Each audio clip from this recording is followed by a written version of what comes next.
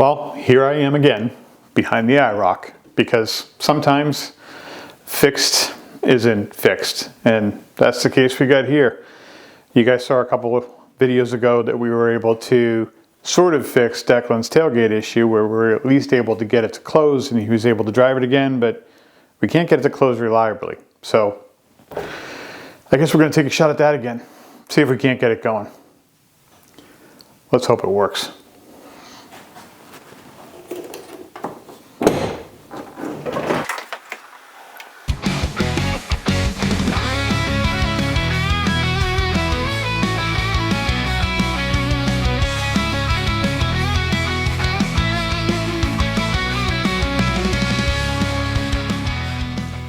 So, first things first, where's Declan? This is his car. He's supposed to be working on this with me.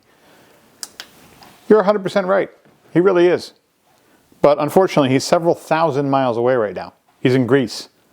He's there on a school field trip, which is way better of a field trip than I ever got to do with my school. I think we went to go see the Constitution in Charlestown or something like that. But anyway, he's in Greece, having fun, living it up, hopefully not getting too sunburned. But I figured this is the perfect opportunity for me to go over this and try to look at it, because I was going to need a little bit of time to muck around with this and figure out what's going on. And during that time, he might be without the latch on his hatch for a little bit. So let's talk about what's going on here. So inside this hatch, the problem that we were having was that it was latching and it would pull it down, but it would only do it once. And we really couldn't figure out what that was. We managed to get it sort of jury-rigged and get it to do it that one time, get it to latch, pull down, and then we just sort of let sleeping dogs lie and just sort of agreed with each other that we wouldn't open the hatch again. Then I went and tried to look up what's going on. And there is sort of a story to this that sort of makes sense. So this whole assembly rides up and down in this track. And you can see right here, this is where that latch mechanism grasps the hasp that's at the top on the hatch. So when you lower the hatch lid, that hasp comes down in here, it's a little bar. It starts to push this latch down so that this hook can come across and grab it. But at the same time, it's also hitting a little switch in here, a little electronic switch. It's just a plastic piece. When it hits that, it's supposed to trigger the motor to pull this whole assembly down. That's what's supposed to happen. Basically, this thing is, as I understand it, always supposed to want to come up. That's the idea, is that this thing always wants to come up unless this little switch is being pressed down. When that little switch is being pressed down, that's when it tells the motor, okay, now I want to go down. So what we're experiencing is sort of two issues here. One, this doesn't seem to be coming all the way up. So it's releasing in that it's letting go of the latch and it's allowing it to pop open. But this carriage isn't coming all the way up to the top of its run.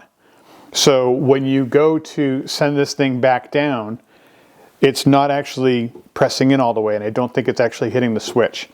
So we're going to do a couple of things in here. We're going to see if we can't look at the switch and figure out what's going on, and see if maybe that is okay, or if it needs to be cleaned, or maybe there's a wire stripped, or something's not grounded out, or contacts are dirty, who knows. Then we're also going to take a look at the reversing switch, because there's also a switching mechanism inside of this thing. It's actually attached to the motor. We had it off and put it back on again. And that's the little switching mechanism that sort of controls this and ultimately tells the motor, go up, go down. So that can also go bad. Hopefully it's not bad on this unit, because they remanufacture a unit for it, but the remanufactured unit is like $200. And I don't want to spend $200 on a remanufactured unit. So, or that's not remanufactured, sorry. It's an aftermarket part that's made. So anyway, let's dive in. So this is the assembly in question. This is the actual metal latch. So this is what rotates and locks down and catches this hasp. Right? It locks around that. So that's what the metal piece grabs onto and catches, but this is what controls the motor or triggers the motor to go down. So when I press this down, it should make the motor go down, but listen.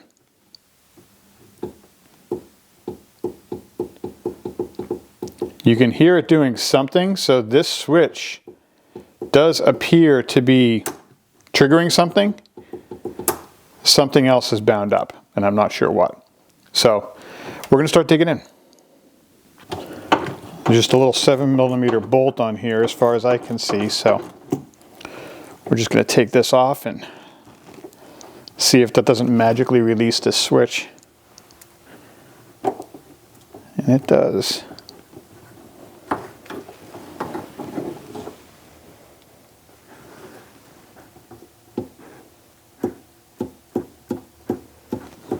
This switch is switching. See if you can hear it.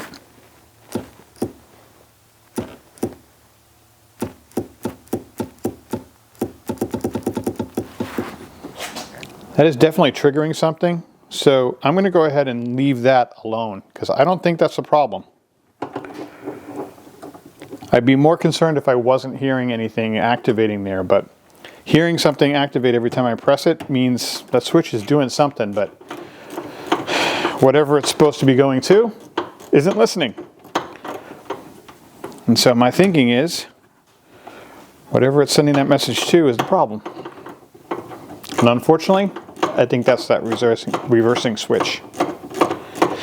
Awesome!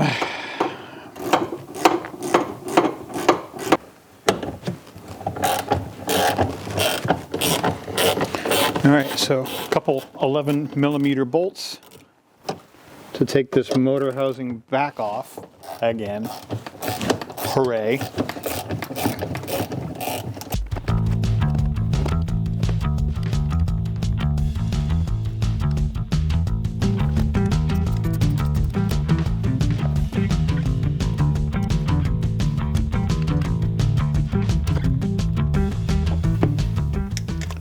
So what you didn't see me do a little bit earlier was I did run a power probe to this switch. I didn't really get very consistent results, which makes me think this switch could be our issue. In fact, I'm almost positive of it because the motor's new now.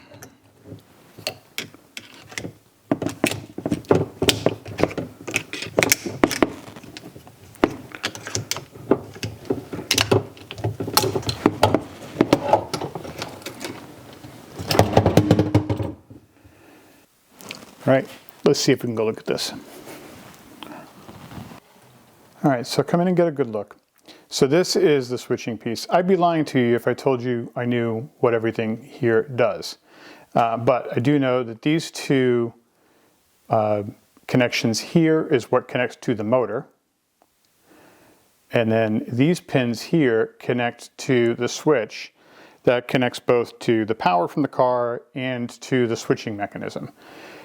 Now, honestly, this thing doesn't look too bad. There was a little bit of corrosion on these contacts, but overall this piece doesn't look awful. And I don't think there's a lot of fragile pieces inside. Now, the reason why I'm not keen to do a whole lot with this, other than sort of clean up what I can see, is that it's held together with these rivets. So if I want to start taking this thing apart, I'm going to get deep into things. I'm going to have to drill those rivets out, and then I'm going to have to figure out a way to screw this thing back together. I could be in a world of hurt. So before I go down that avenue, I'm going to do the smart thing. I'm just going to clean everything up and then see if I can put this thing back together and give it a test run and see if it'll work. Maybe it's as simple as that. I mean, I could get lucky. Yeah, sure, that'll happen. Okay, so this thing rather awkwardly snaps onto here.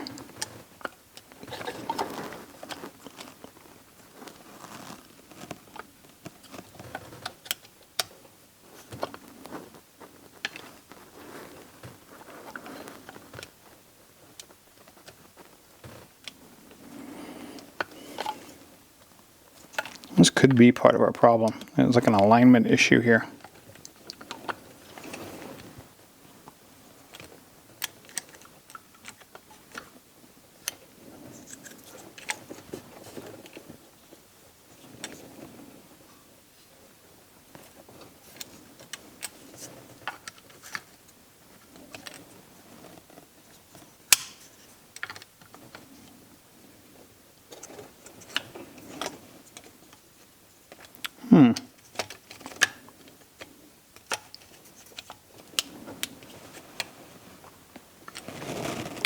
I think we might need to fake this thing out, this motor.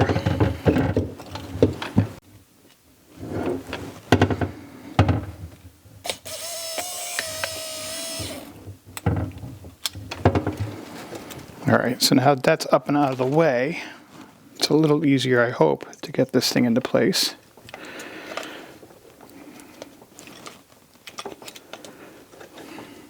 Or not.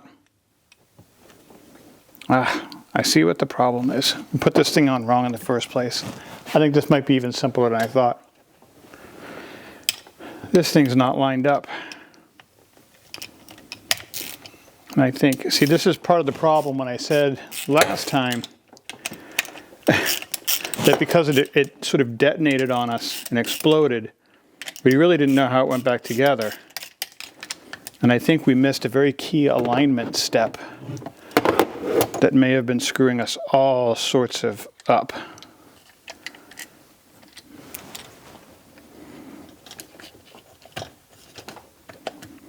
There we go. That needs to go into that slot. Pretty sure. In order for this thing to have a prayer of operating correctly.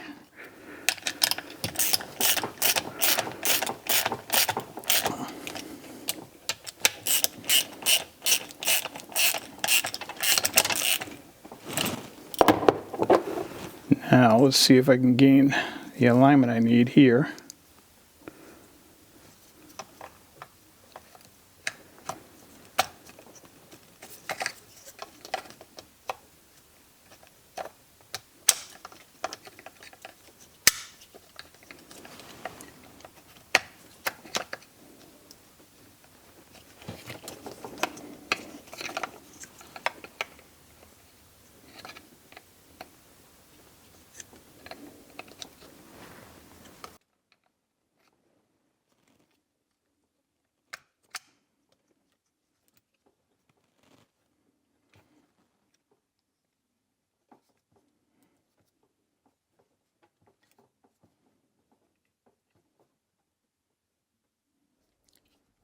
Sometimes my brain doesn't work so well, so good.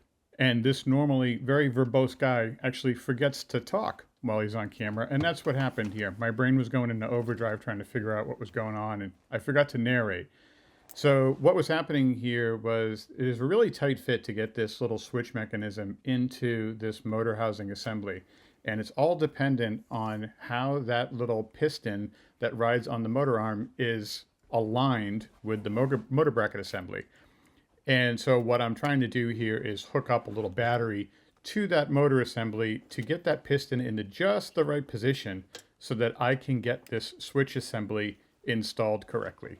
And you'll see me sparking this thing out a couple of times because I've got to get the polarity right on the motor. And I'm trying to do it all sort of with two hands when I really needed 3 or maybe 4 to make it happen. But eventually we got there, sparks and all, but we made it happen.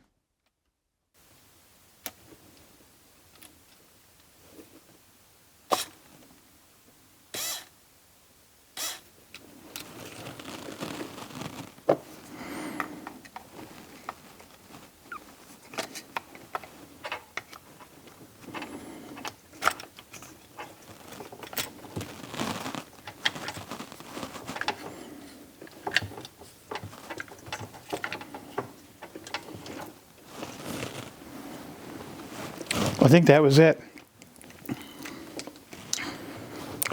Well, that may be speaking prematurely. That may not have been the only issue, but I think that was an issue.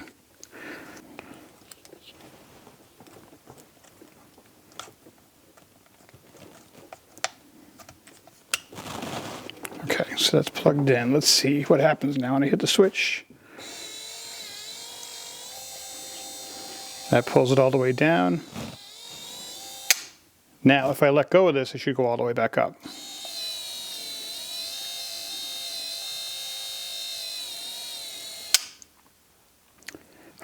As if by some form of magic. So that was really the issue here, guys. This is intricate here, but this post, which is really the piston, if you will, that the motor is driving up and down to move this whole latch assembly, that has this sort of rounded portion of it that needed to sit inside of this plastic assembly. It wasn't. And that was causing multiple things to happen. The first thing that was happening was that this thing was wobbling as it was coming up and down. The second thing was it wasn't contacting this switch. Let's see if you can see that. That switch is actually what is telling this mechanism you've reached the top of your travel. And then there's another stopper up the top here that flips it the other way when it gets down to the bottom of the travel and tells the switch, okay, now we're all the way maxed out the other way. So without those two things working, this was behaving like the switch was bad. It wasn't. The technician sucked. All right, fixed now though.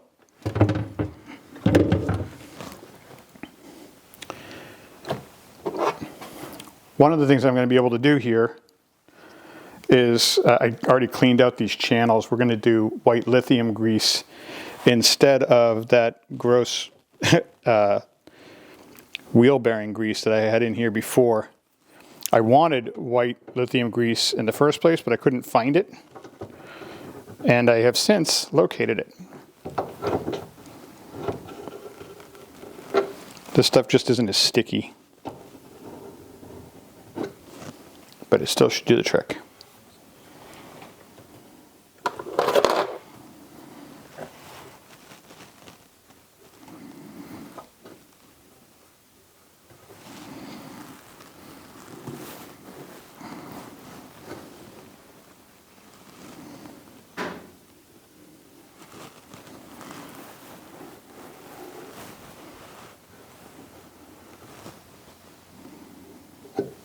Nice and liberal with this stuff.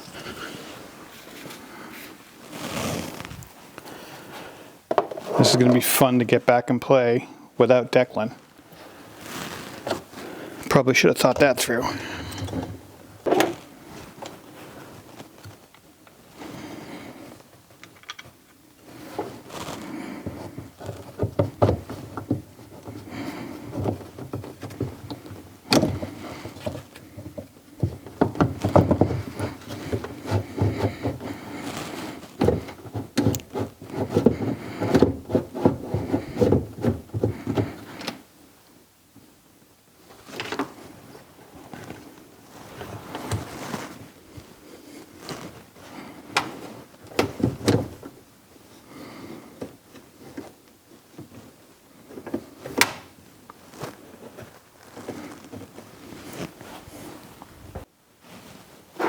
Get something to use as a switch.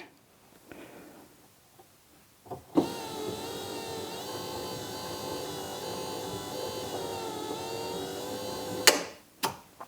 right, so not only did I hear it and see it move all the way down, I heard it click when it got there.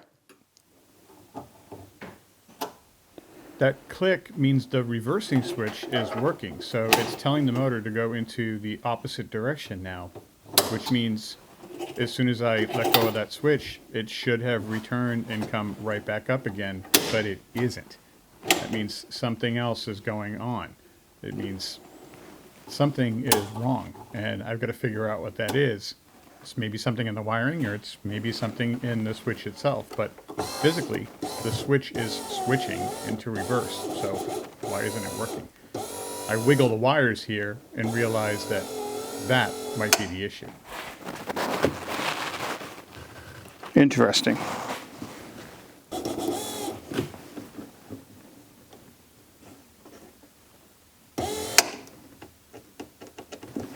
All right, I'm deducing that this is contacts on this plug, so we're going to take this plug out. And we're going to see what we can't do about cleaning up contacts here. So I pulled all of these wires out of this switch and cleaned up these terminals. They were all a bit loosey-goosey, if you will. They weren't really firmly set into place. I was noticing earlier that if I wiggled these wires while this thing was in motion, I'd get a different result. So I figured it's a loose connection. Clean them all up, and now we're going to test this out, and we're going to see if this is working. So if this works, I should be able to press this down and get it to go down.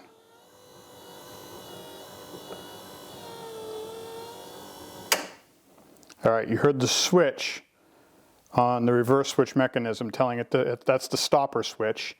Now if I let this go, it should just automatically come back up. There it is. That's the latch. Okay, one more time, just for good measure. Gits and shiggles.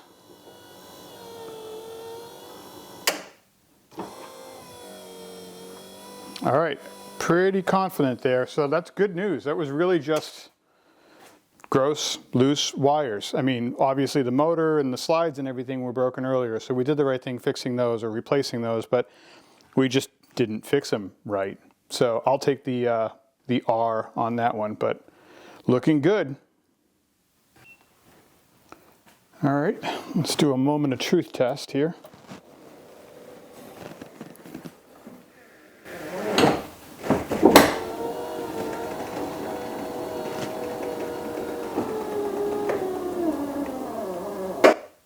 One close.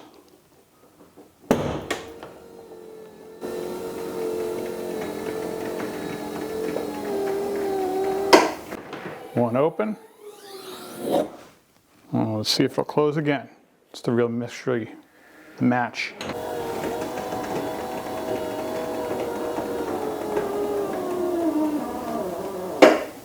I'm going to go ahead and say that's fixed. It's working with repeatability now. So I'll get the crap out of here. Well, we're going to call that fixed because it's working now, repeatedly, on a regular basis. So hopefully I was able to show you guys something on that you didn't know if you've got a 3rd gen and you've had this issue. You know, obviously if you're motor grenades, you learned that from the last one. But in this case, figured out a little bit of the wiring. Really helpful for me to understand once I looked it up online how that switch works with the rest of the motor. So it's a couple of switches at play. You've got a switch that's actually driving the motor, and that has a stop on either side, and it's like a light switch. And that mechanism just kind of flips it down the bottom and then flips it on the top with 2 little stoppers. It's dead simple. And that switch, which is the thing that you can buy from Hawk Motorsports for like $200 if yours is dead, that's actually doing a lot of the control there. And that really, when that switch is in the down position, when it wants to go down, that thing just wants to go down, and then once it gets flipped in the back in the up position, it just wants to go back up. So when it hits all the way to its downward travel, the switch flips and it wants to come back up. But it can't come back up if that little pressure switch, which the latch on your hatch is holding down, is depressed.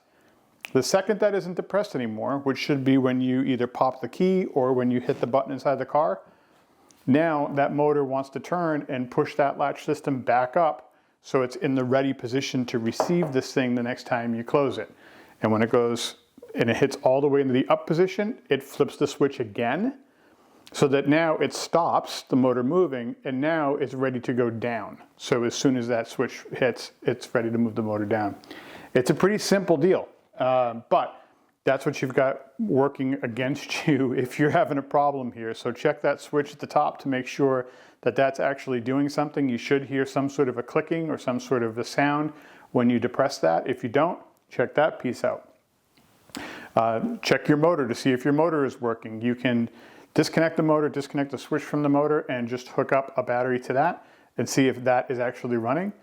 And then finally, there's that switching mechanism. And you can bench test that too. There are some call outs online. If you do a quick search online for 3rd gen latching systems, they'll give you the pinouts for that, and you can run a probe to that to see if that switch is working too. It's actually relatively simple to do.